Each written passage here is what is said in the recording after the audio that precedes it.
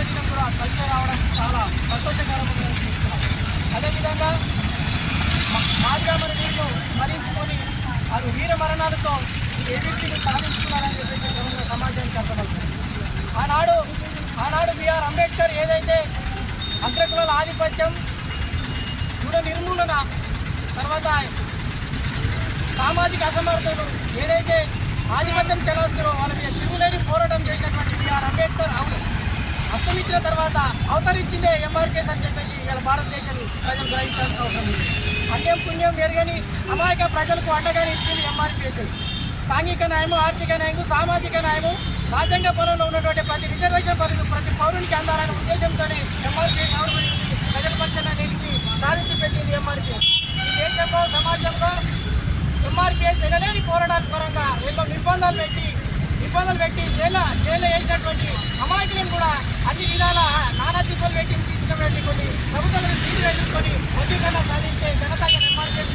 అందుకే యావత్ ప్రజలు ఎంఆర్పీఎస్ పరంగా సాధించినటువంటి భావాలకు రాబోయే రోజుల్లో రాజ్యాధికారం వైపు చేసే ప్రయాణంలో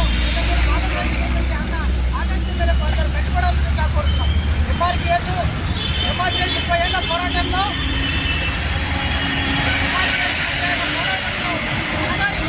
ఏదైతే అణగారికులకు సాధించిన ఫలాల్లో ఇంకా రాజ్యాంగంలో రిజర్వేషన్ అందలేని స్థితిలో ఉన్నారని చెప్పేసి కొన్ని నివేదికలు వస్తున్నాయి.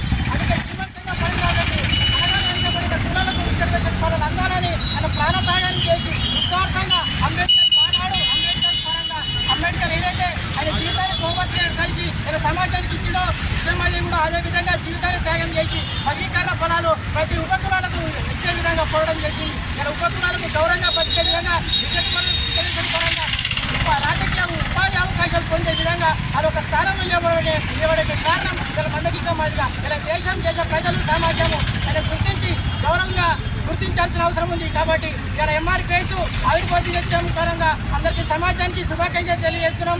ఇంకా ముందు అణగారి కులాలకు ఏ అన్యాయం జరిగినా వాళ్ళకి ఏ నిర్బంధాలు పెట్టి ఆధిపత్య కులాలు ఏ విధంగా దళిత వ్యతిరేకలు కార్యక్రమాలు చేసినా ముందుండి పోరాటం చేసి అలా ఎదుర్కోవాల్సిన అవసరం ఎంఆర్పీఎస్ ఉంది. ఎంఆర్పీఎస్ అండదండలు ఇచ్చినటువంటి సమస్యల అందరికీ శుభాకాంక్షలు